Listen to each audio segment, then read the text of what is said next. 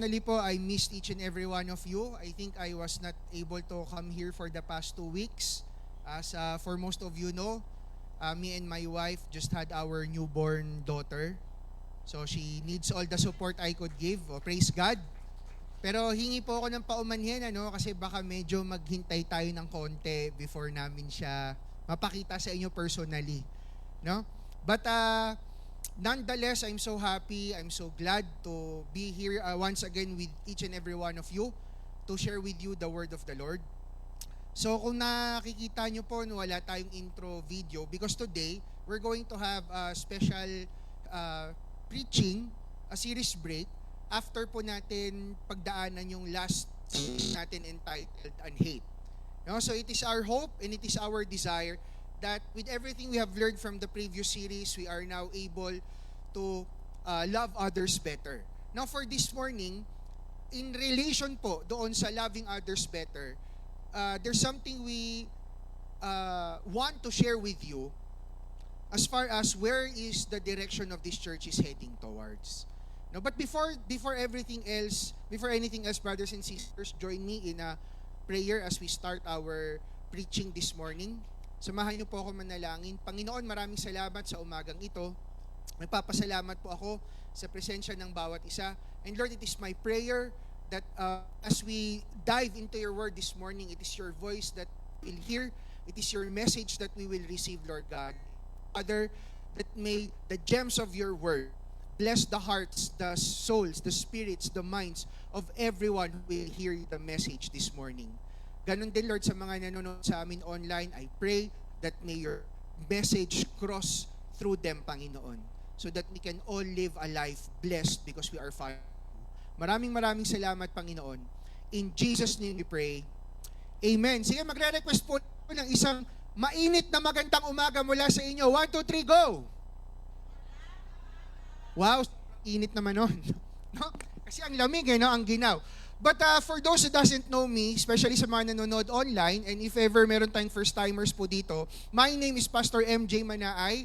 I am one of the associate pastors and preaching member here in our church.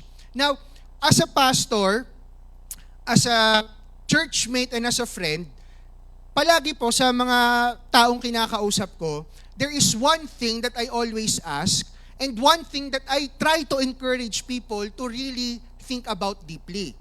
And that word is this word. Pakibasa po ng malakas. 1, 2, 3, go. Purpose. No? So when we say purpose, ano ba Tagalog ng purpose? Layunin or dahilan. No? So sa bawat ginagawa po kasi natin, I deeply believe that purpose is of utmost importance sa bawat ginagawa natin at sa bawat hindi natin ginagawa. Let me share with you an abstract of this article from the International Forum of Logotherapy. So pag sinabi po nating logotherapy, inaaral po nila paano ba mag-isip ang mga tao. Ang sabi dyan, purpose in life provides a multifaceted resource. Ano daw po? To empower one's mental, physical, and social health. More than a motivator, it acts as a protective factor that results in a long-lasting positive effects on a person's well-being and life fulfillment. Nababasa po ba sa likod? Oh, medyo malabo, no? Patulong na lang ako to highlight more yung ating mga text, no? But anyway, ang sinasabi lang po nitong article na to, according to their studies, if a person will be able to define his or her purpose, kapag po malinaw sa isang tao yung layunin ng mga ginagawa niya, lahat po ng area ng buhay niya maapektuhan. Kaya po ang tao, pag hindi malinaw sa kanya ang purpose, which sinasabi rin po yan sa Bible, ano ang nangyayari sa tao na walang purpose, walang clear na purpose? Ang buhay po niya, ang desisyon niya ay pabara-bara lang. No? Ngayon sinasabi natin sa Tagalog, para kang sala sa init, sala sa lamig. Ang nakakatakot pa niyan, pag mahilig ka mag-social media, lahat na lang ng magiging uso, yun ay yung magiging purpose mo. Pag yan ay nalaos na, tapos may bago na naman, iba na naman. Ano po? Kaya importante that we are able to define what is our purpose.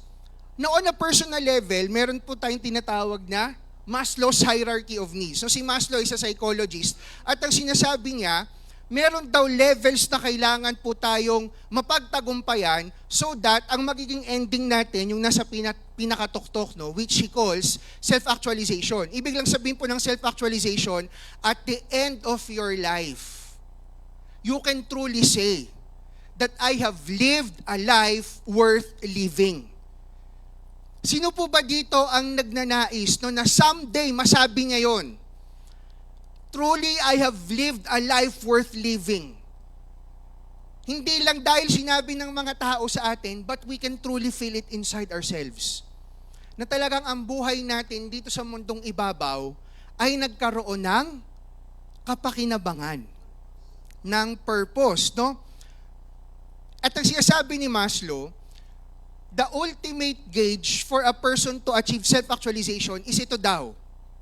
A life lived not only for today, but a life lived to build a better future for others. Ito po hindi directly sinabi ni Maslow. Interpretation ko na po ito. Okay? No? So based sa meaning niya ng self-actualization, ito ang aking interpretation. Maa-achieve natin yon if ang iniintindi natin is hindi lamang yung buhay natin sa pangayon. Hindi lang sa mga pangangailangan natin kinabukasan. Don't get me wrong mga kapatid, hindi ko sinasabing wag nang isipin yon. Recklessness ang tawag doon. But for us to achieve self-actualization, we also need to be mindful how to live our lives that will build a better future for others. Now in this church, in this house, sa Win Alabang, that is the goal of the leadership. That our church, ibig po sabihin, pag sinabi ko pong our church mga kapatid, I am not pertaining to the name Win Alabang. When I say our church, I am pertaining to each and every one of us. The community we have. Clear po ba yon? No? Kasi ang name ng Win Alabang will mean nothing without the community that comprise it. Now here in our church, that is the goal of the leadership. That we are not only building up something for today, but we're building up something so that in the future, others can find value from us. Clear po ba yon? Now, there are so many things we can do, so many things we can give out, no, for us to be able to help in achieving this goal. Pero mga kapatid, hindi din natin madedenay ang isang katotohanan. That with the many resources we need, kailangan din natin ng resource financially. Do you agree with that? Practically speaking, if we don't have any finances, how are we gonna pay for all the facilities we have? Do you follow? How are we gonna sustain the things we are doing? But I recognize, no, that when we talk about the topic on giving, especially money, talagang marami po yung controversy. Do you agree? Do you agree? No? There are so many controversies when it comes to giving. In fact, many people who doesn't believe in the Lord accuse churches na ang church daw is a money-making scheme. Alam niyo po kung bakit? Kasi ang church walang tax. Praise God. Baka maano tayo ng kusina dyan, no? But churches doesn't have taxes. Kaya ang sinasabi ng mga tao, ginagawa lang naman yung mga church na yan para pagkakitaan. Mga kapatid, I have a bad news for you. Because somehow it is true. There are those who do that. But in this church, that's not what we do. Now, inisip ko, bakit ba ang dami-daming controversy pagdating sa topic of giving? Dito na nga lang sa Philippines Diba? Hindi na natin ito maipagkakaila. Yung issue of corruption, nandiyan na talaga sa harap natin. Tama po ba? Hindi na nga tinatago di ba? Ang masakit po, there are times, even corruption creeps inside the church. We cannot deny that. Do you follow? Kaya controversial talaga tong topic na to. Tapos iniisip ko, what would be questions, o ako na lang, no? Ano ba yung mga naisip ko mga tanong when it comes to the topic of giving? Here's number 1. Nababasa niyo po ba? Sa mga nakakabasa, pakibasa ng malakas. 1, 2, 3, go!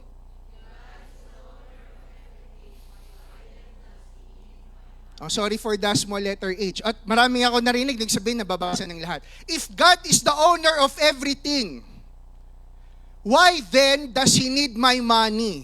Narinig niyo na yung tanong na yan? Oh, maraming nagtatanong yan, no, na mga, wala pa sa faith, no? Ano pa? Should I give when I myself am lacking? Kulang na nga ako magbibigay pa ba? Ano pa?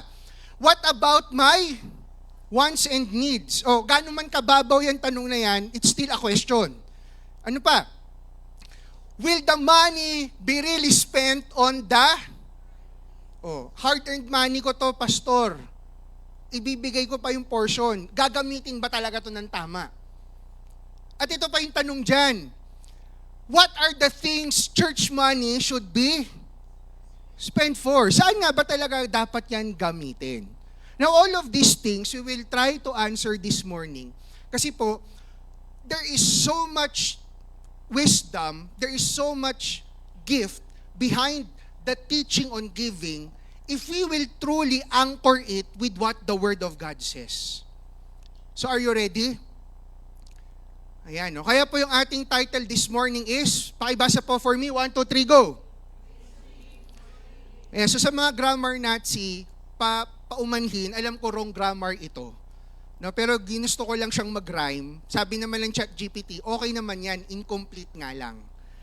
So reasoning on forgiving. Ano nga ba talaga yung kadahilanan, bakit tinuturo ng Biblia na tayo ay magbigay? Lalo na magbigay sa iglesia.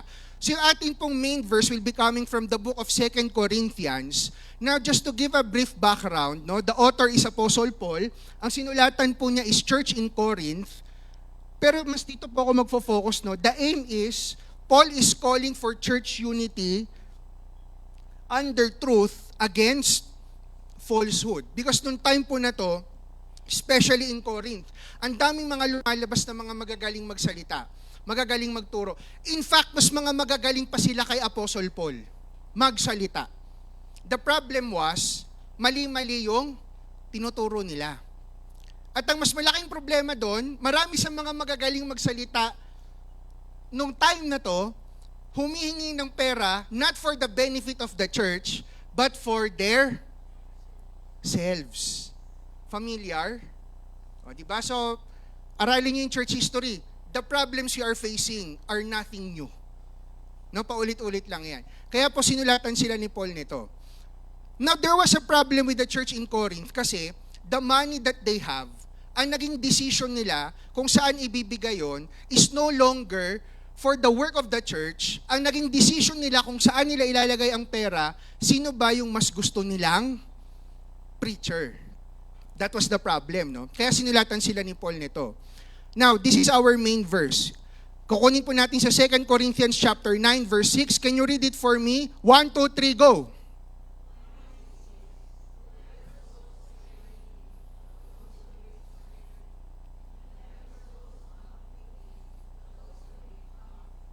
Hala.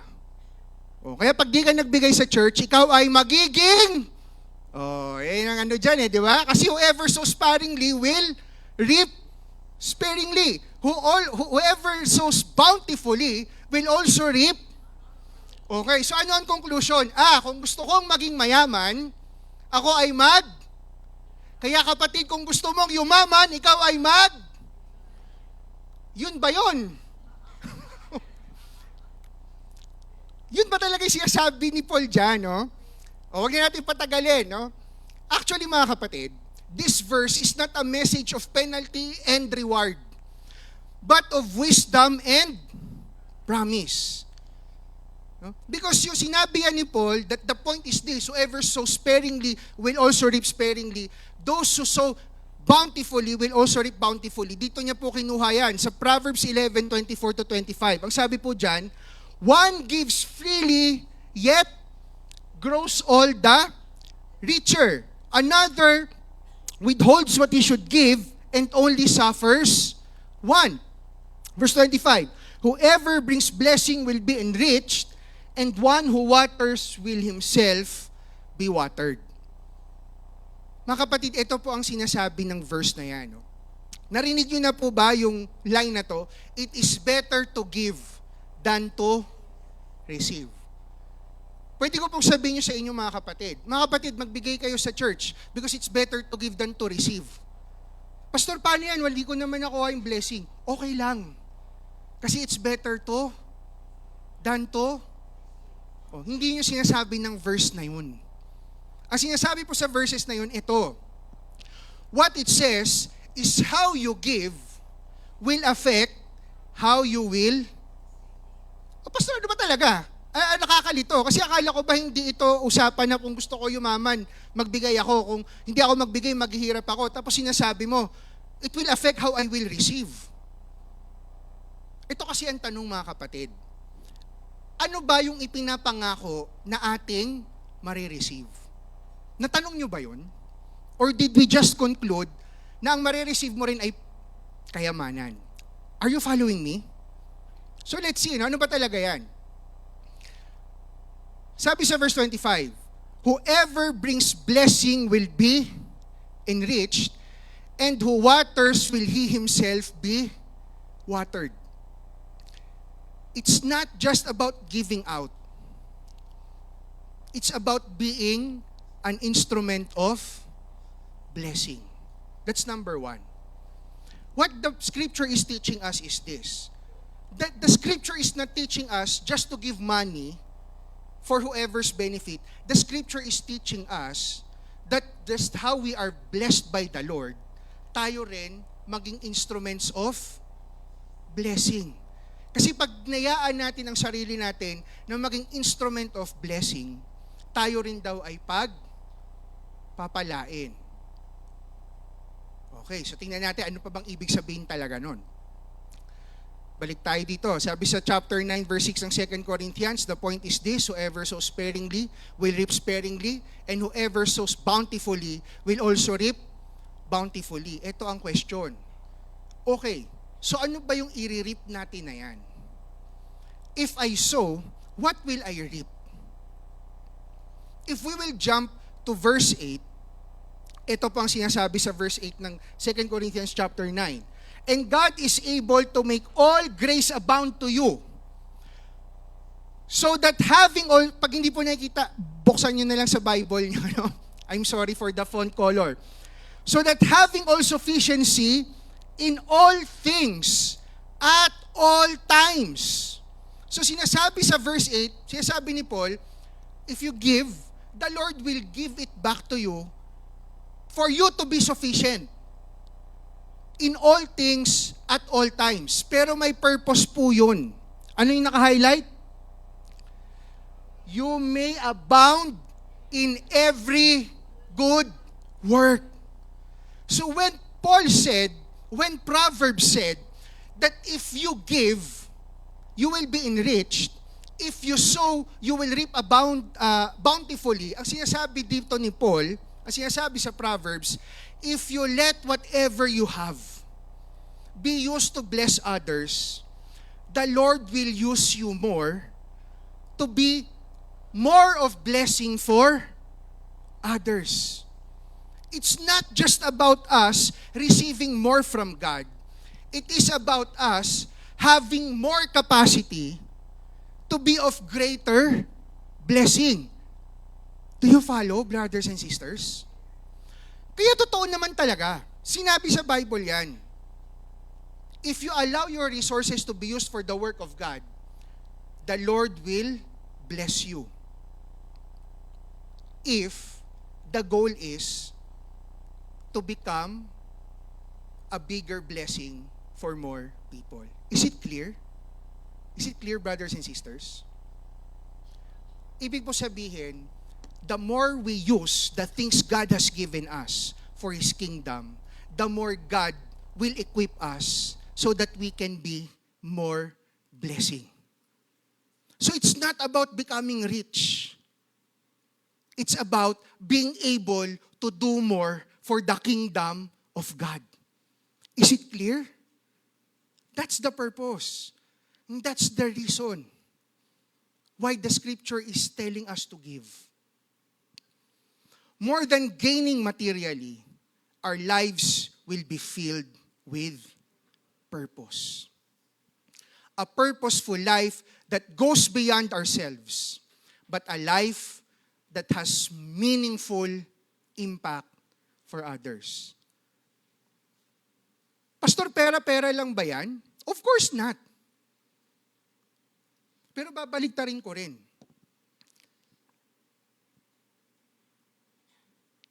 If we are doing something right now for others, and we give out more resources together, hindi po ba mas marami tayong magagawa para mas makawin tayo ng mas maraming tao para sa Panginoon? Do you follow me? Because this is the goal. Yeah, let's continue. Sabi sa 2 Corinthians 9 verse 10 to 12, He who supplies seed to the sower and bread for food will supply and multiply your seed for what? For sowing and increase the harvest of your... Madalas po kasi pag tinuturo tong verse na to, nakatigil lang dun sa first part. He who supplies seed to the sower and bread for food will supply and multiply your seed. Tapos na. Praise God, yayaman. No. What Paul is saying here, for those who desire to do more for the Lord, let's give out more for the work of God. Because He who supplied whatever you have right now will multiply it. For what? So you can do more. Mga kapatid, if you are listening in this message at ang goal mo in mind is para yumaman sa huli, tapos na, mga kapatid, I'm sorry, you're setting up yourself for frustration. But if we will all agree that, sige pastor, we will follow the Lord when He said, give everything we can. I will give it out. And let's be excited. Kasi if we will respond to this call, makikita po natin sama-sama tayo, we can do more for the kingdom of God.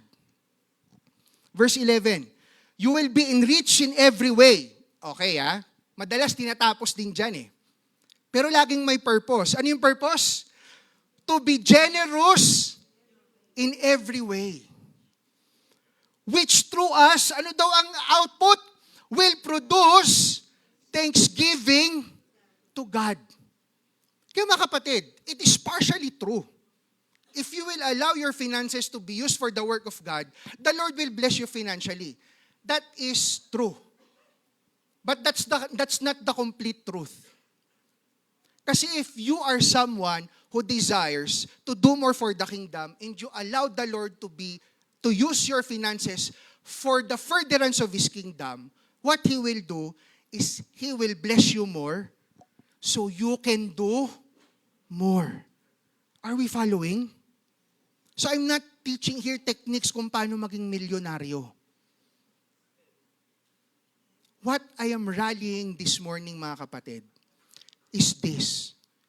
If we want to be part of the work of the kingdom of God in doing more, this is the invitation. With everything we can. I'm not saying na ubusin niyo po yung laman ng bank accounts niyo. That's recklessness. What I'm saying is, with everything you can, with everything we can, let's come together so we can do more for the kingdom of God.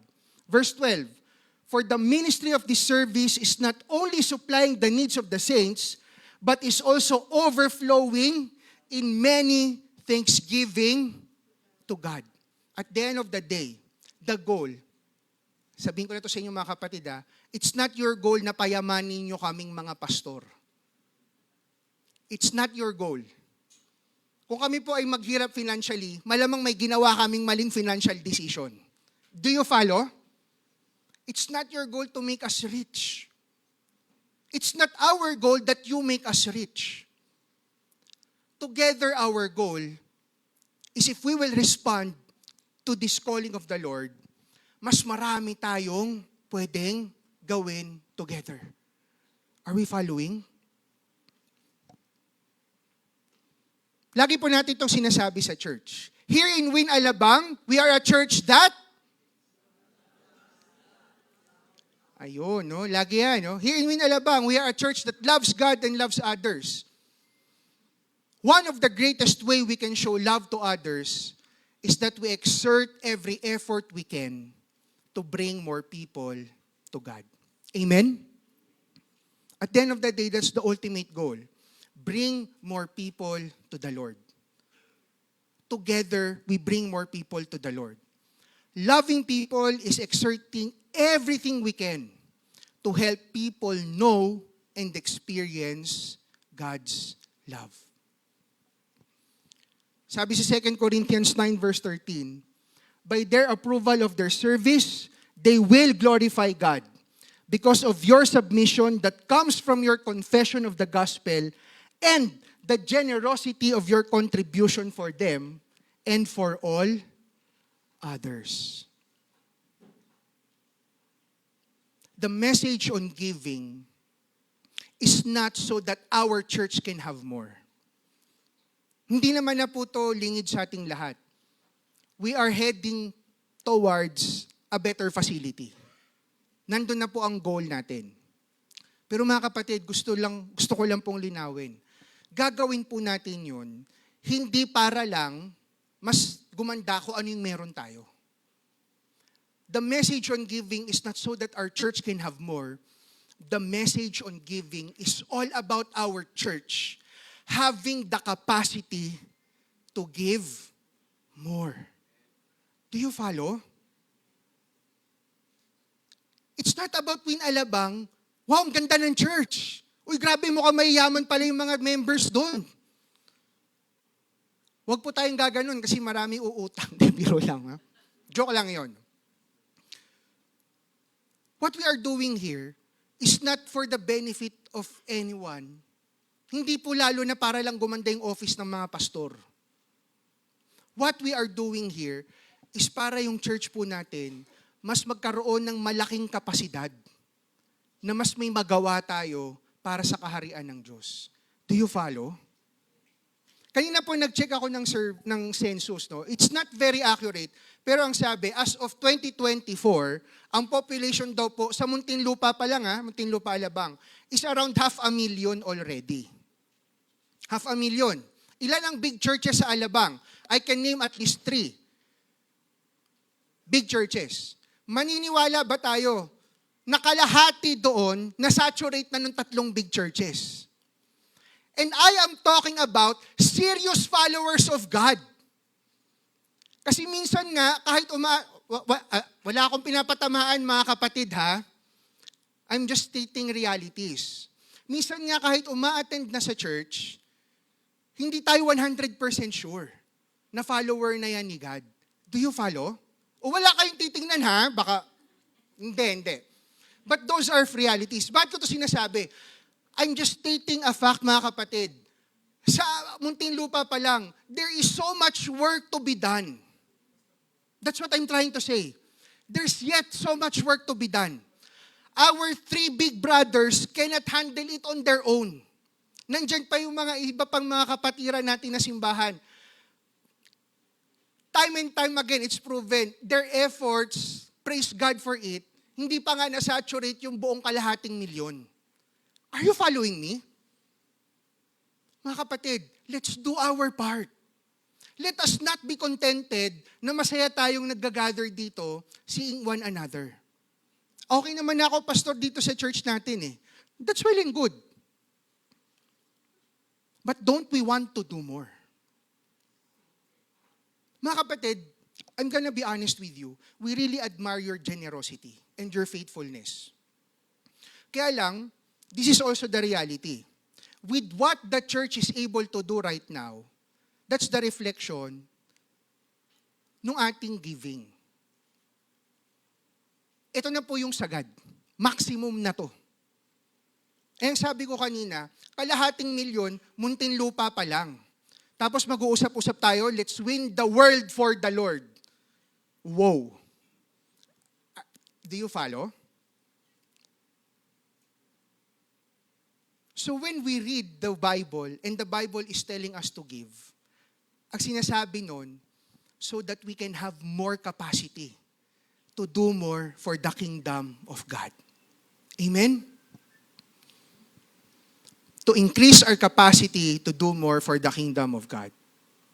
Let me share with you this parable of the talents. Pero i-shortcut na lang po natin. Kung gusto nyo basahin yung long version, nasa Matthew 25, verses 14 to 30. This is how the story goes. Meron daw isang mayaman, ito po yung kinukwento ko para sa mga hindi familiar, no?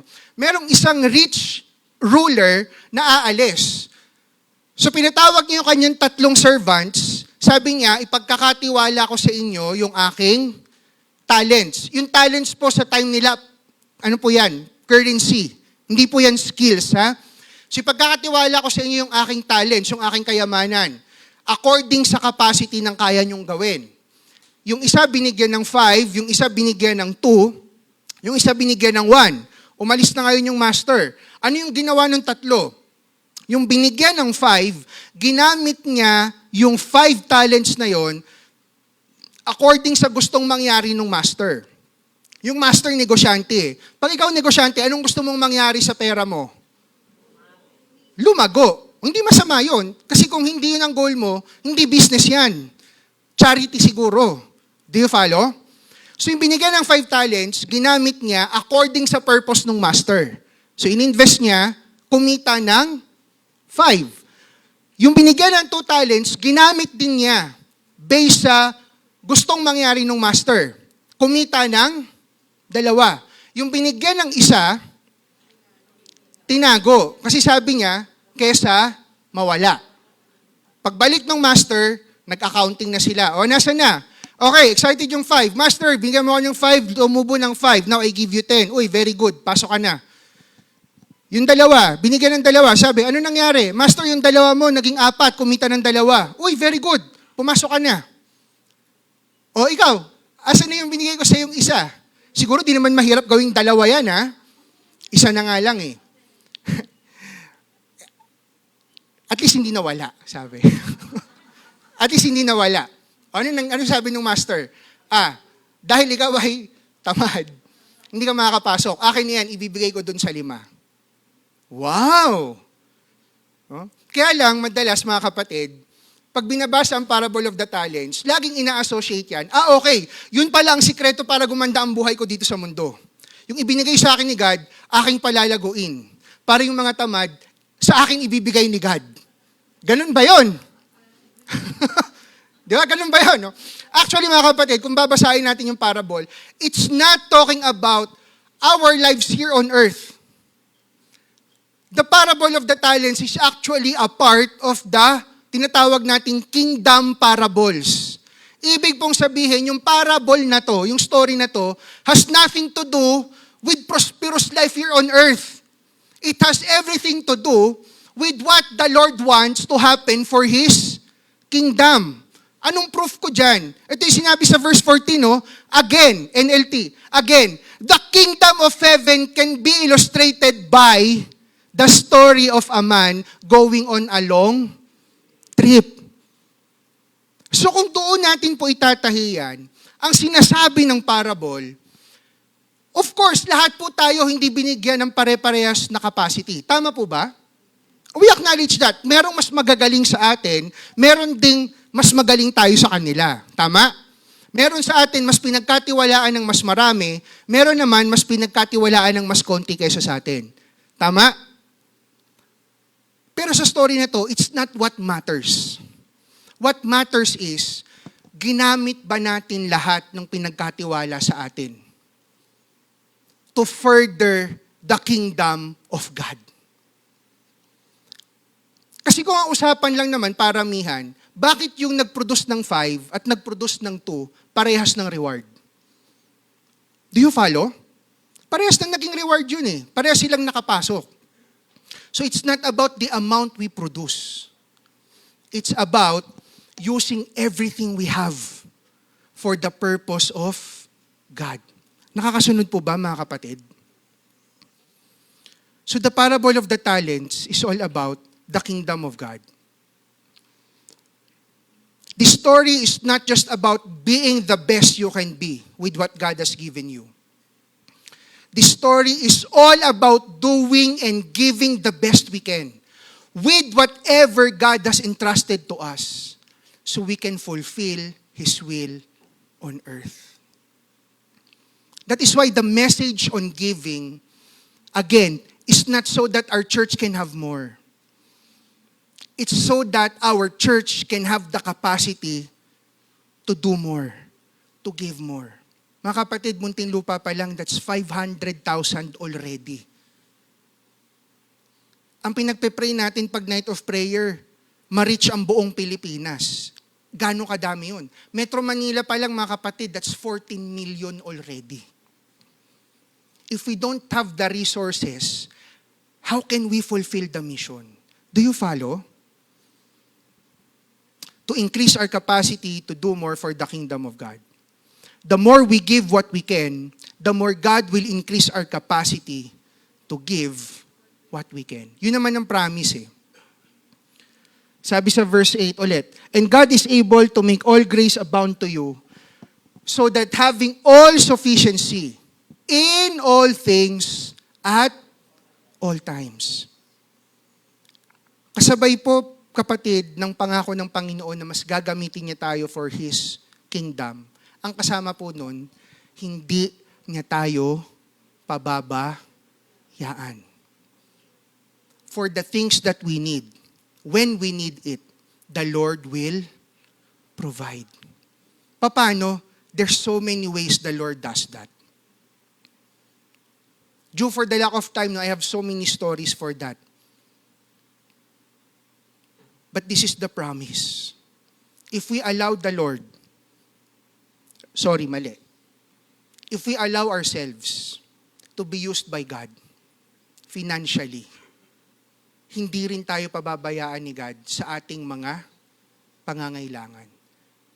Rather, mas gagamitin niya tayo so that our capacity can increase. Now, don't get me wrong, mga kapatid. I am not guilt-tripping you nor forcing you to respond to this. Kasi kung tayo po ay magbibigay grudgingly, we miss the point. Ang sabi sa verse 7, each one must give as he has decided in his heart, not reluctantly or under compulsion, for God loves a cheerful giver. So ibig sabihin ba nun, okay nang hindi magbigay? No, that's not what verse 7 is saying. What verse 7 is saying, if you will respond to the message of giving, you give what you can cheerfully give. Do you follow? Mga kapatid, hindi kami sadista. Kung bukas wala kang pambili ng bigas, hindi kita pipilitin na yung pambili mo ng bigas bukas, ibigay mo today para bukas madoble yung pambili mo ng bigas. Nakakatakot mangako po ng ganun. Kasi walang tinuturo ang Bible na ganun. Do you follow? But if you decide to do it for the Lord, it's up to you. But this is the promise. And this is the condition. We give what we can cheerfully give. Mga kapatid, in terms of giving, hindi po tayo paramihan ng mabibigay. But this is my plea. Yung talagang kaya nating maibigay, yun yung ating ibigay. Do you follow? I'm not saying you give your all. Hindi ko sinasabing simutin nyo yung bank accounts. Ang sinasabi ko, with everything you can give, at this moment, you give. And as the Lord increases your capacity, then the more you can give. Do you follow? Do you follow? Giving is not a requirement, but rather, it is an invitation. Hindi ko po sinasabi na pag di kayo nagbigay, mawawala ang salvation nyo. Walang sinabing ganun sa Bible. Kasi napaka-cheap naman ng salvation. Kung yun lang pala yung usapan. But giving is actually an invitation for all of us. An invitation to be a part of the work of God's kingdom. It is an invitation for us to give everything we can, with whatever we can, to bring more people to the glory of God. It's not about the amount we give, but the heart we pour into it. Do you follow? So when we give what we can cheerfully give. But mga kapatid, when it comes to the work of the Lord, wag po tayong stingy. Ibigay po natin yun. Because we need everything we can have to further the kingdom of God. Mga kapatid, don't get me wrong. It is really my dream for our church to grow. Pero hindi po para sumikat ang Win Alabang someday sa Muntinlupa. Kasi walang value yun eh. I desire for our church to have more capacity to do more kasi po, sobrang dami pa ng kailangang i-win. What are we doing here? Do we follow? Of course, we gather here week after week to be encouraged, to be uplifted, to feel good, to feel loved. Mga kapatid, lahat po yun ang bottom line. So we can serve God better. Do you follow? So when we go here and we receive healing from the Lord is healing us so we can continue to do works for His kingdom. If this week the Lord will prove to you and will bless you financially, it's God saying, if you allow yourself to be used financially, I will use you more so you can be a bigger blessing. Do we follow? If there is someone here po who is not yet in the faith, of course you're not obliged. Pero kapatid, that is what this church is for. So we can do more for you. We can do better for you. So we can lead you better to the Lord. Amen? Let us increase our capacity to serve more of God's kingdom through our decision to give more to expand His kingdom. So kanina pinakita ko po itong Maslow's hierarchy of needs. Kung mapapansin natin dito, physiological needs, that's what we eat, what we drink, bahay, clothing, lahat po yan ipoprovide ng ating Panginoon. Safety, love and belonging, makukuha natin sa church. Self-esteem din. No? If you are in a very good D group, of course, people will encourage you. Pero yung pinakadulong part, self-actualization. This has everything to do with how much we allowed our lives to be used for the glory of God. The reason for giving is to join in God's kingdom building. Mga kapatid, yun po yung invitation sa atin to be a part of this. There's so much work to be done. If together we help one another to have more resources, then we can do more. We can do better. We can reach more people. Again, hindi ko po dinidisqualify mga kapatid yung ating tithes and offerings. No? Of course, it helped this church so much. If not for it, wala tayong pambayad sa mga ginagamit natin dito. Sa aircon, pampasahod sa admin staff, at least yung mga pastor makakain ng 3 beses sa isang araw, di ba? Para dun yun eh. Pero mga kapatid, this is the invitation. Because the Lord is telling us that it's time for us to be able to do more. To do more for His kingdom. Kung tayo po ay lilipat on a better place, hindi po yun para maipagmayabang natin na ang Win Alabang ang ganda ng church. Na yung mga pastor sa Win Alabang ang astig ng forma, mukhang mayayaman. Mukha lang. Kasi what is it all for? It's for nothing. But we are inviting all of us, kasama po kami, to be a part of this movement so that our church can do more. If we can have more facilities, we can cater to more people. Amen? If we have resources to provide better trainings, then we can add more value to more people. Yun pong lilipatan nating lugar was strategically chosen kasi po nakapaligid sa atin doon, puro BPO companies. Sa building pa nga lang may 2 na eh. Kaya nga napipressure na yung YA ministry. Di ba? Tapos yung katabi po natin, as in kadikit natin na unit, international school po yun. Kaya napipressure na rin yung youth ministry. Kasi mapapalaban sa English. But kidding aside mga kapatid, the reason why we are going there is not for prestige. The reason why we are going there is because we desire that we will be able to do more. And when I say we will be able to do more, hindi po natin bibitawan yung currently hinahawakan natin. But this is the reality. With whatever resources we have, ito na po yung sagad na pwede nating magawa sa ngayon. Now, if we will respond to the invitation, so our church can do more, ito po yun. That is the goal, that is the desire. At least man lang dun sa 500,000, makakurot tayo dun kahit 5%. Kahit 15%. Kasi yung ibang percent, ginagawa na ng ibang church eh. Do we follow? The dream for our church to grow in numbers, hindi po para ang ganda tingnan ang daming tao. No. Because that will prove that we are being able to do more for the kingdom of God. Pastor, hindi naman lang lahat tatanggap eh. Pwede hindi tumanggap right then and there. Pero at least kung makakapunta sila, they have a better fighting chance. Amen po ba? Amen? Kung yung friend natin, dadalhin natin dito, tapos nakita pa lang yung paligid, ayaw nang bumalik, do you follow? Wala na. Tayo okay lang. Matagal na tayo dito eh. Paano yung iba? Do we follow?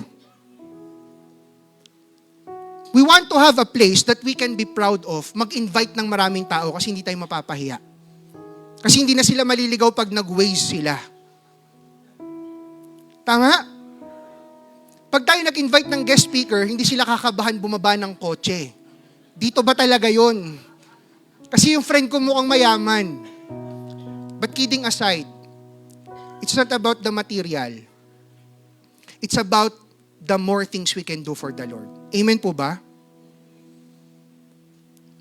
No, the tithes and offering we are giving, praise God for that. Praise God for that. But we have to embrace the reality. Ito na po yung maximum nun. If we want to be able to do more as a church, then let's give more. And as leaders, we commit to you. We will be accountable to be transparent where it all goes. Binibiro ko si Pastor Paul nung nag-uusap kami kahapon. Pastor, dapat simula next year mag-submit na tayo sa congregation ng SALN natin, ha? And I'm serious about it. No, I'm serious about it, mga kapatid. Because I want you to feel safe. I want you to feel safe. Kung meron man kaming ma-acquire more than what we get from this church, it's because we are doing something else to earn. But we are not earning from you. Do you follow? Kukunin ko na rin yung chance, no? Hindi ako nakapag-chat agad sa mga ministries. Sobrang thank you po sa mga regalo nyo ng Pastor's Appreciation Day. We really appreciate it. Sobra pong thank you talaga. Hindi ko na sasabihin ko ano yung favorite gift ko doon, ha? Pero sobrang thank you talaga. I appreciate it all. Actually, isa gamit ko ngayon eh. But more than that, what we really want to see, isama-sama po tayo rallying the work of the Lord. So we pour in our skills, we pour in our time, we pour in our money. Because all of those things came from God. Ito lang ang magiging problema eh. Pag yung pera na yan, kinurakot din namin. Doon lang magkakaproblema dyan. Pero wag po kayong matakot kasi ang unang parurusahan ng Panginoon, kami. Nakakatakot yun. Lagi namin pinag-uusapan ng mga pastor yan. Pag eto, hindi natin nagamit ng maayos, lalo na, nakita nyo biglang si Pastor MJ, meron ng jeep. Alam nyo yung jeep? Kakatakot yun. Lagot ako kay God. Oh, may jeep tapos next month walang pambayad ng renta yung church. Patay ka, pastor. Do you follow? So this is an invitation for us to be able to do more for this city, to be able to do more for this nation. Now, Pastor Paul has formed a team to help us organize all of these things. Para hindi po tayo bigay lang, tapos hindi na monitor, tapos ano ba, may plano ba dyan? So we have formed a team, excellent people, masters of their craft pagdating po sa mga bagay na to in the corporate world. Now they are bringing it in sa church po natin. So that the resources that comes in, mas mamamanage po natin. So let's give some time for them. Tatawagin ko po ang team po ng Project Nehemiah. Sige, palakpakan po natin sila. No? Headed by Ate Jenny, Kuya Val, and si Zoe. Ay, sorry. Ano ito? Ito yung next.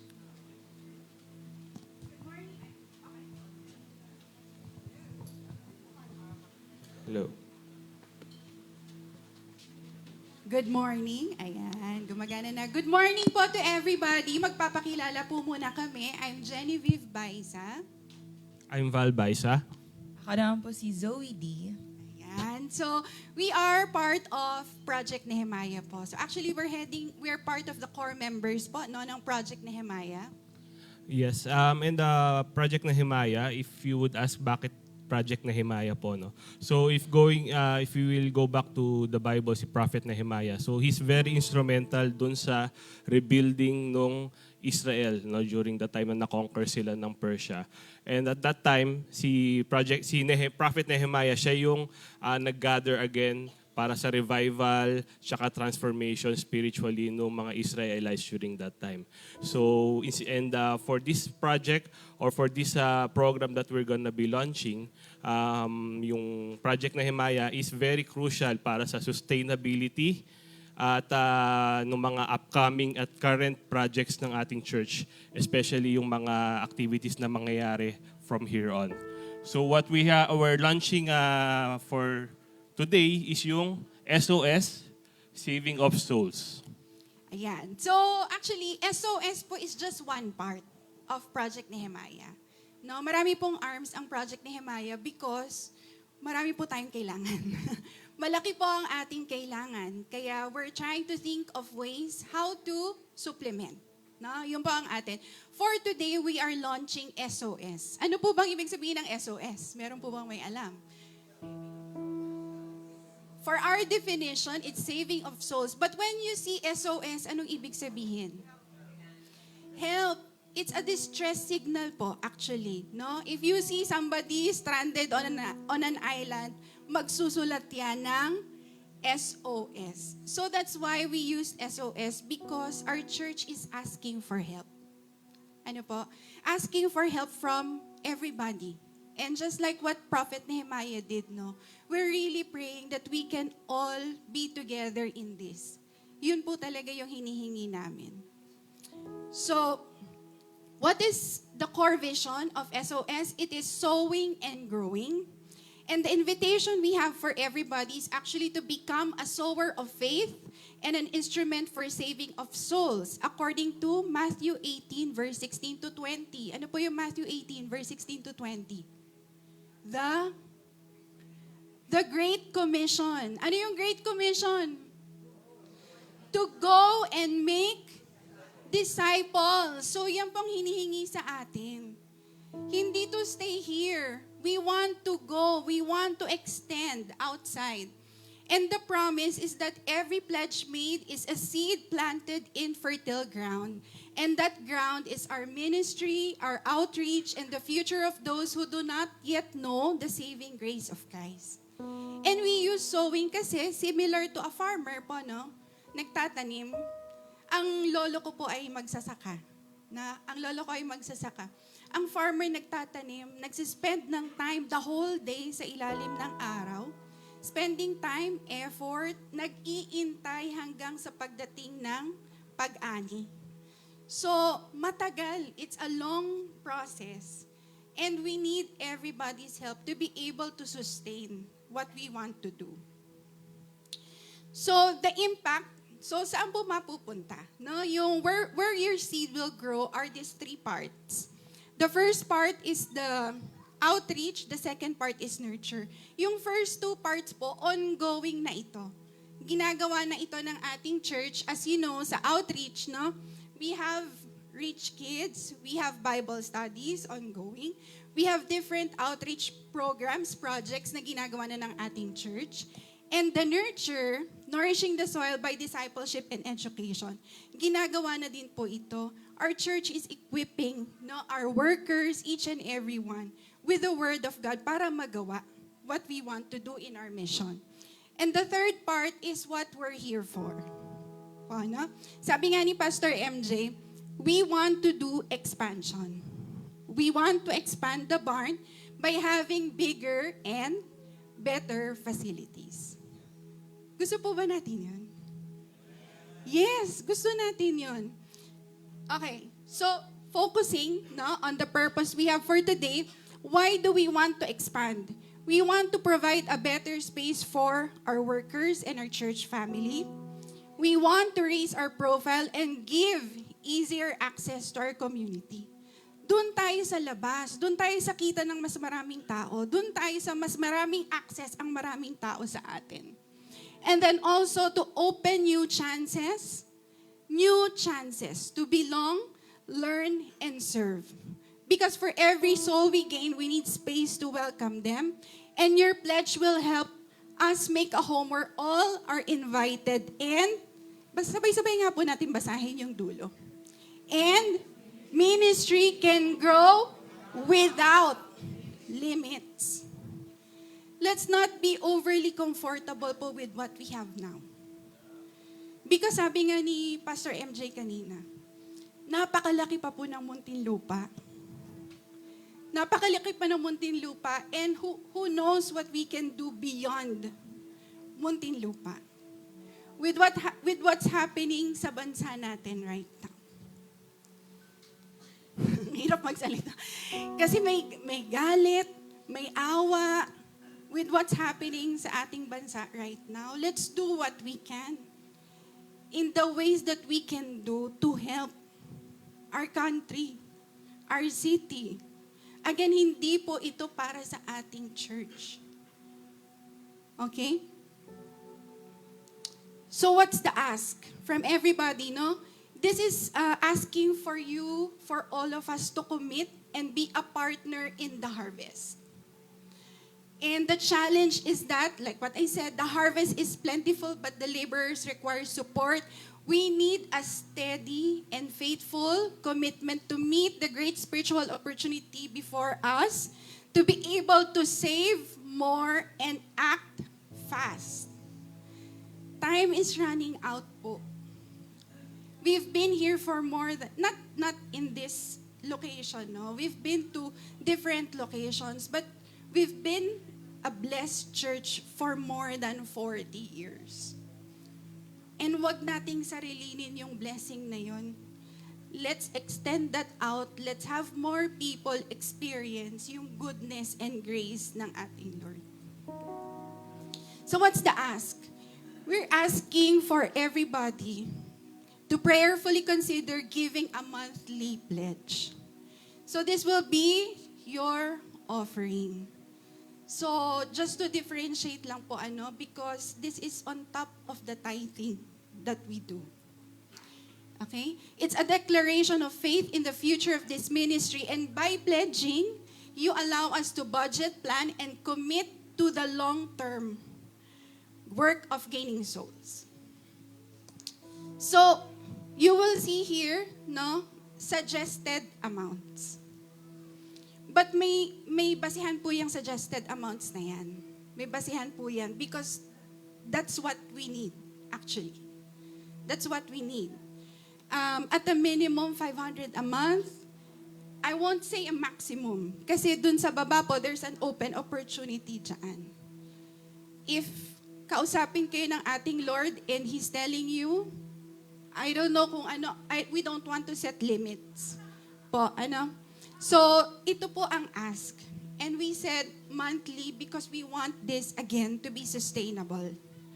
Okay, so what are the tools? So for today, actually po, we have our children's ministry here who will help give out the forms. So yung mga commitment forms po natin. Ayan.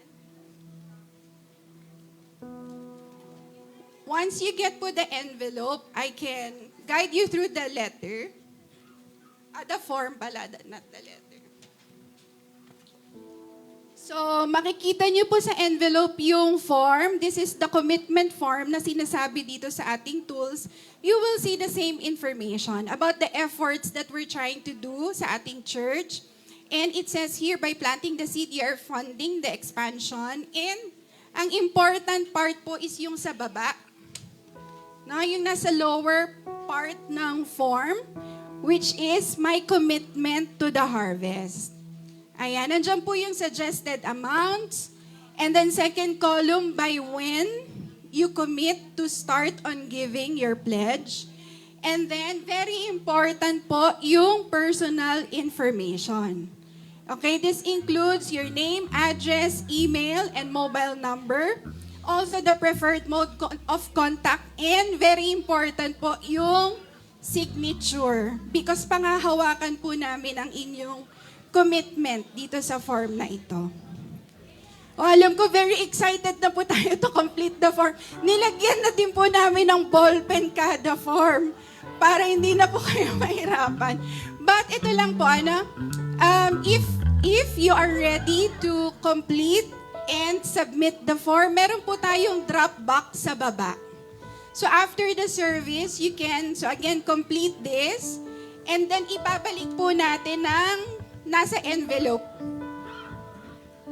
Ibabalik niyo po sa envelope just to maintain confidentiality lang po. Ang magkakaroon lang po ng access sa forms na ito ay ang Project Nehemiah team and our pastoral staff. And then you will see at the back po, nakalagay dito yung confidentiality and contact. We have our contact numbers here in case you have questions about SOS or Project Nehemiah in general.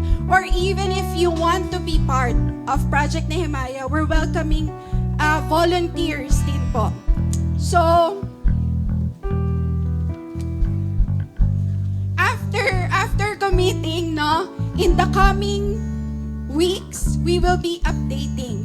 So as you can see here, as part of our commitment naman as Project Nehemiah, we will be transparent. We will do regular reporting. For the first 3 months, I think we're looking at doing monthly reporting po. No? So we'll do the first report come early January. We will be reporting po sa inyo with what we are getting and how much the progress of the project. Okay? So,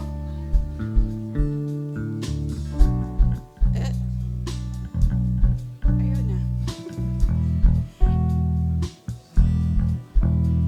Pa-next lang po. Ayan. So, ito po yung modes of collection. We accept cash. We also have bank transfer available. Iba po ito sa bank account na ginagamit natin for the tithes. Ibang bank account po ito, baka po malito kayo ha, but we'll have it flashed every Sunday then when we're doing the collection. Okay?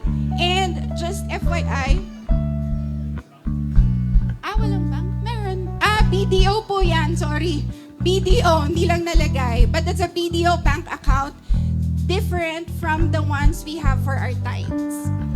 Then, again, just FYI, so we are Project Nehemiah. We are the Project Nehemiah team, so I'm heading the pledging.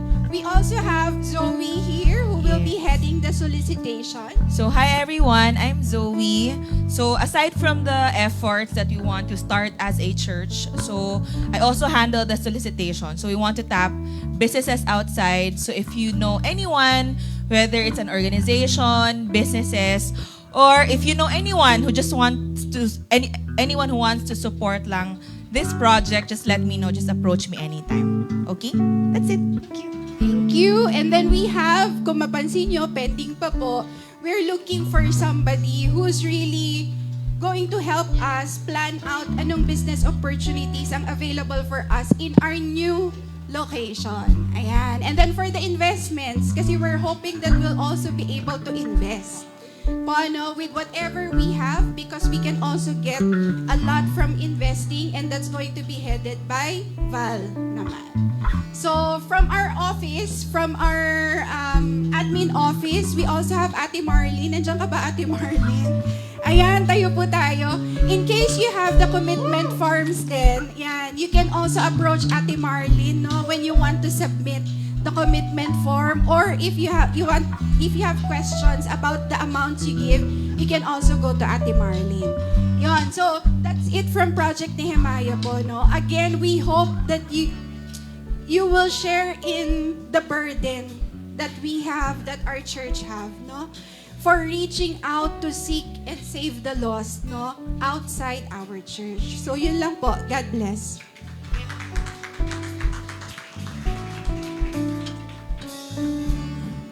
Ayan. First of all, palakpakan po natin yung Project Nehemiah, no? Just so you know, lahat po to, sila po naggastos ng t-shirt. Itong pong mga forms na yan, sila po ang naggastos niyan.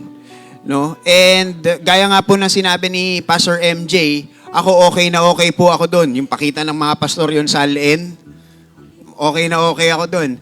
Kasi nga, ang purpose po natin, no, meron po akong nakausap na isang leader, no, and napag-usapan natin yung nangyayari po sa bansa natin. And kasama nun, naalala ko rin, nag-usap din kami ni Eunice. Kasi tatawid kami, alam niyo yung pasukan natin dyan, pagka yung nandun tayo sa main road, papasok tayo, kakanan tayo, di ba ang daming jeep? Ayaw nila tumabi, no? Di ako makapasok. So, sabi ko kay Eunice, no? Sabi niya, yung mga nangyayari kasi dito sa Pilipinas, pagka nasa kalsada, gusto una yung sarili. Tama?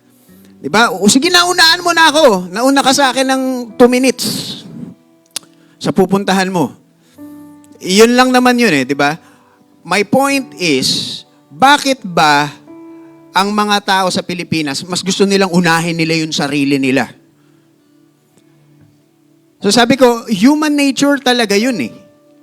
Now, ano ba ang dapat na solusyon dun? Dalhin mo sila sa school. Sabi ko, hindi din. Bakit? Kasi pag ang puso ay hindi maayos at ginawa mong matalino, ano mangyayari? Mas nakakatakot yun. Kasi ang solusyon ay hindi nasa eskwela at hindi nasa gobyerno. Ano ang solusyon? Nasa sa mga simbahan. If only the churches will do what a church is supposed to do, we're going to change our country.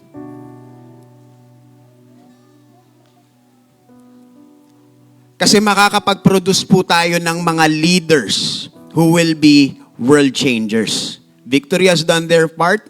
They have Vico Soto. Kung magagawa ng mga simbahan na makapag-produce ng maraming ganun sa ating gobyerno, the answer is, let's stop being a church na magko-consume lang tayo. We're not consumers. We're created by God to be creators. So sinasabi ko po, no, we're not asking so that we can have more. We are asking so that we can do more. Pag nandun po tayo sa isang strategic location, given what we have, sabi, wow, ang ganda ng media. Wow, okay yung mga preaching. Okay yung praise and worship. Si Bugoy Drilon, nandito po siya last week. Next week, andito po uli siya. Ay, baka dumami yung Pagbaba niya, sabi niya, kita niya, may tae ng Sabi ko, lilipat na kami ng church. Oo. And meron pang mga friends, no? Meron pa siyang mga friends na pupunta, i-invite niya rin. Na mga kilala niyo rin. Sabi ko, wag na muna ngayon. Pag lumipat na tayo, kasi baka maligaw. 100% ng in-invite ko sa church natin, naligaw. May mga speakers na na-late, professional trainers na na-late, because they just can't find our place. So if we'll be placed in a strategic location, I believe that we can do more. And this is not a call para mas magmukha tayong prestigious. It's not about that. It was never about that. Ang gagawin po natin is pupunta tayo dito para magawa natin yung pinapagawa ni Lord. Sabi ko, Lord, dinala mo na lang ako dito sa senior pastoral role. Ibibigay ko ng buong buo dito. Kasi next year, papasok ko na kay Pastor MJ. Hirap eh. Hindi, joke lang. Si Pastor MJ. Nagulat si Pastor MJ. Pero alam niyo po, sulit po ang lahat kung magkakasama tayo. Maraming possible na natatakot. Pero gusto kong maging honest na nararamdaman ko eh. I'm so excited. Sabi ko nga eh, pagka nagdi-devotion ako every morning, nagwo-worship ako sa Lord, Lord, mali ba yung nararamdaman ko? Kasi hindi ka ba yung nararamdaman ko eh. Na-e-excite ako. Dahil ang dami nating gagawin. Problema na ng Diyos kung paano tayo susustain. Ang problema natin, let's do our part. Amen? The Lord has been faithful sa life ko. Sa life ng family ko. And I've seen Him move mountains. Buhay ko pa lang yun.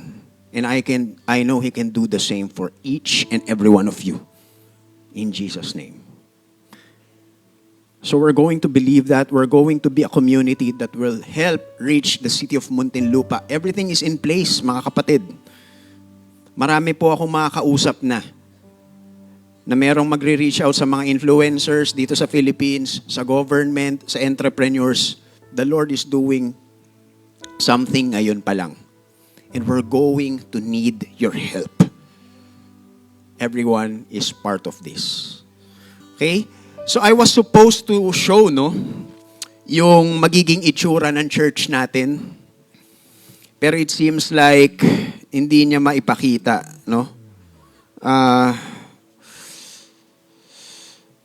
alam niyo kung bakit? Mahina yung internet natin dito. Pero sa lilipatan natin, naka-fiber optics na tayo. Okay? I was supposed to show kung ano yung magiging itsura ng church natin pag pumunta tayo dun, as designed by Architect Pili. Pero hindi ko mapakita. Kaya nalulungkot ako. So utang ko yan sa inyo. Next week, ako po ang magpipreach. I'm going to show it to you. Okay? So now, let us be part of this. And sinabi ko rin sa wife ko, I'm going to commit dito. This year, dumating po kami nagkaroon po kami ng mga financial challenges.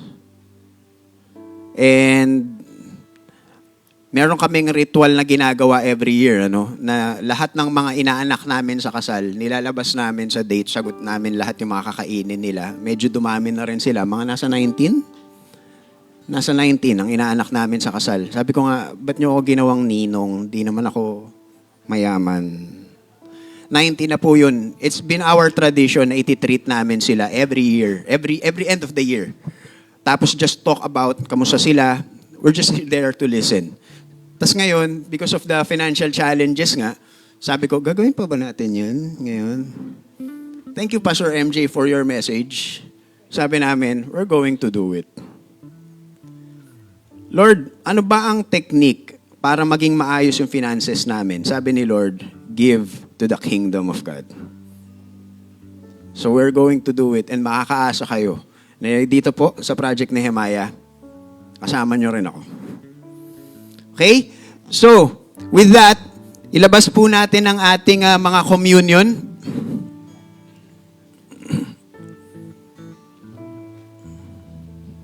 Di ba kayo natutuwa na meron na po tayong ganyan? Na, nakailang revision yan, ano?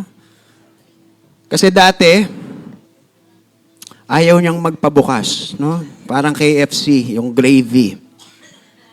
Sige, oh, thank you, thank you, thank you.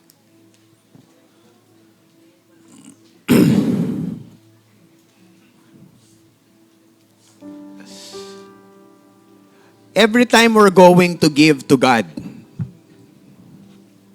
meron po ba kayong mga na-experience na meron kayong pinapautang, tapos alam nyo, di ba, ano bang ibig sabihin ng utang? Pag nagbigay ka, nagpautang ka, anong ine-expect nyo? Babalik. Babalik. Babayaran. Di ba? Minsan yung nagpautang pa yung nahihiya. Maningil. Amen. Amen. Okay? Pero minsan ba nagkakaroon kayo ng time na meron kayong papautangin, alam nyo sa sarili nyo, pagka pinamigay nyo yung pera na yon, babay na, alam ko, di ka babalik. Marami akong ganon, no? Pastor, nangingi po ako ng, sabi ko, bakit ka nangingi ng pera? Pastor ako eh. Pero merong mga ganon, ano? Hindi na kita pautangin. Bibigay ko na lang. Oo, pero huwag kayong mangungutang, ah. The point is, lahat ng mga binibigay natin na mga ganun, hindi na natin yun ina-expect na babalik. Tama? Hindi ganun yung kay God eh. Itong binibigay natin, Lord, parang papautangin kita na hindi na babalik. Hindi po ganun. Alam niyo kung bakit? Kasi binigay na ni Lord lahat eh. Lord, kung ano man yung pwede kong mabigay, ibigay ko buong buhay ko, talent ko, yung pera ko. Ano ba naman yun? Lord, hindi naman kita mababayaran eh. Kasi wala ka namang kailangan. Pero kung meron ako ibibigay sa lahat ng binigay mo sa akin, na para makakatulong sa kapwa ko, doon na lang ako makakabawi eh. So, this is the moment, no? To look back sa ginawa ni Lord sa buhay natin.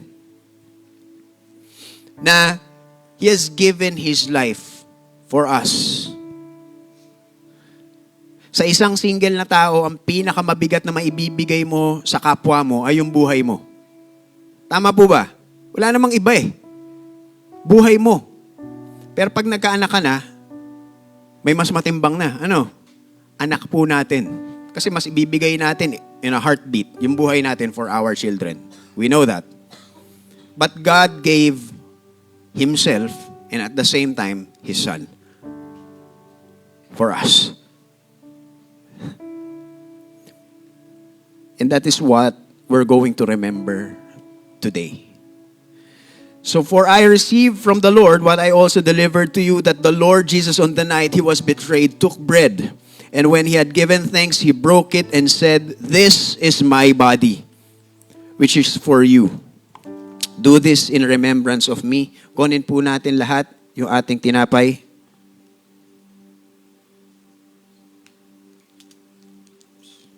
Sabay-sabay po natin kainin.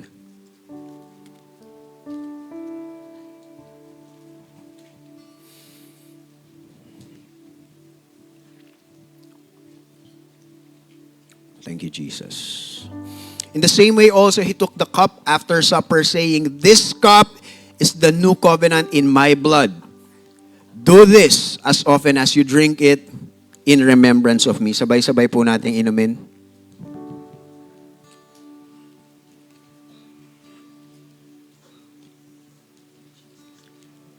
For as often as you eat this bread and drink the cup, you proclaim the Lord's death until He comes.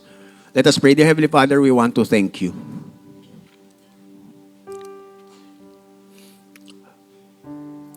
We want to thank you for your sacrifice na binigay niyo po sa amin.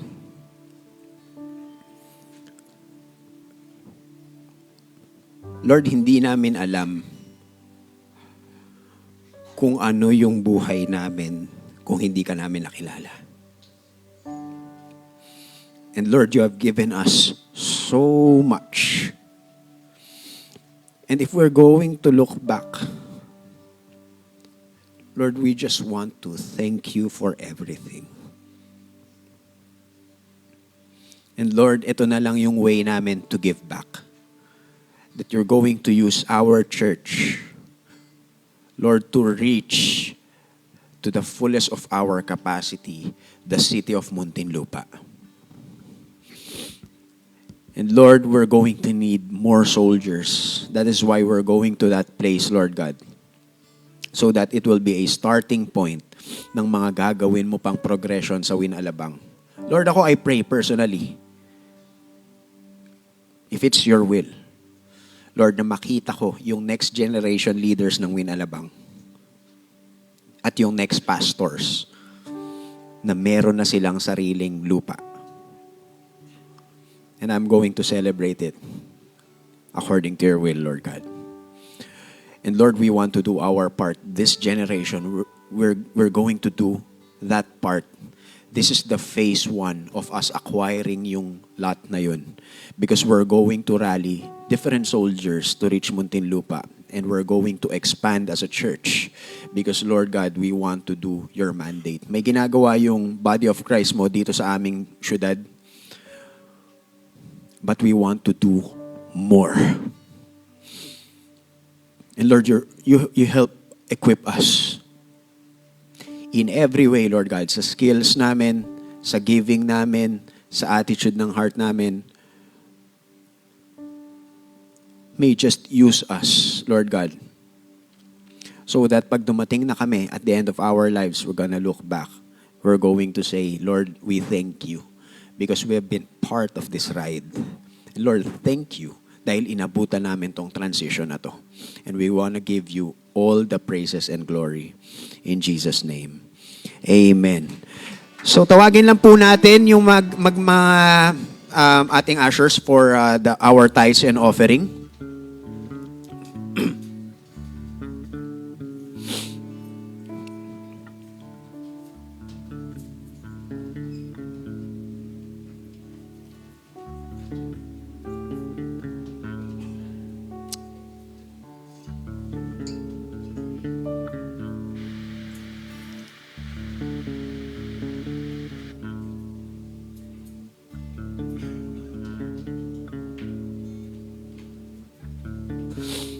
Okay? So ngayon po, magkakaroon na po tayo ng opportunity. Lumapit na po tayo and bigay po natin ang ating tithes and offering. Also, our prayer request po for our church, no? Pag meron po tayong mga personal prayer request, we encourage you na ilagay po dito, no? Kasi our intercession ministry, every Friday, pumupunta po dito to pray for our church concerns and for our personal concerns. Iba po yung feeling, no, na magkaroon tayo ng ma-witness natin yung ginagawang miracle ni Lord in our life and the life of our church.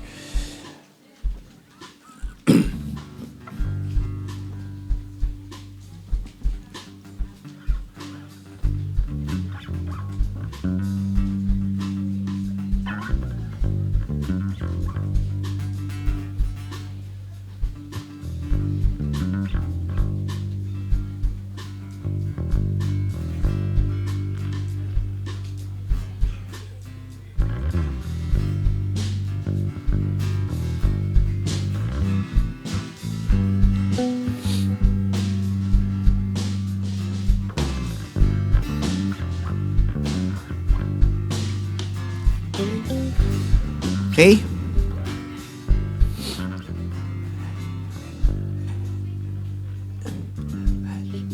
Let's pray po for our tithes and offering. Lord, thank you, Lord God, for giving us an opportunity, Lord God, to give back, not to you, but Lord God, to give yung mga resources namin for the furtherance of your kingdom. Lord, we thank you for your faithfulness throughout the years. And Lord, dito pong bibigay naming mga maliit na halaga, Lord God. Use it, Lord God,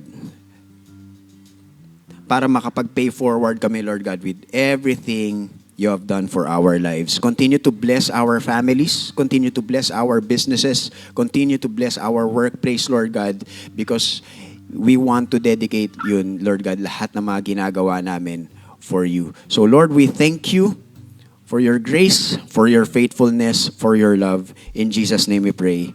Amen. Tayo na po tayong lahat.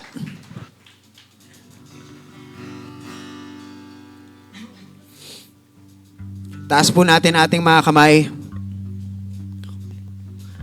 And God is able to make all grace come in abundance to you, so that you may always, under all circumstances, regardless of the need, have complete sufficiency in everything, being completely self-sufficient in Him, and have an abundance for every good work. You will be enriched in every way so that you may be generous. And this generosity administered through us is producing thanksgiving to God from those who benefit. May the Lord God bless you in the name of the Father, the Son, and the Holy Spirit. And all God's people say, Amen. God bless everyone. Thank you very much. And we're going to see each other next week.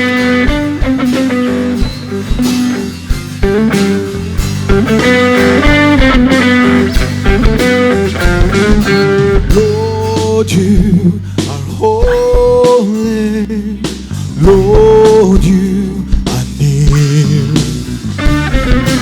Lord, you are mighty. I will not fear. Though the mountains fall above me, though the earth may tremble below, though the sky is dark around me, in the conflict is I know you're my help in the time of trouble, my rest in the rage of war, my pain in the face of evil, my hope is in you, Lord. I cry for you to save me, I call upon your name, upon the wide doors you cry, my deliverer.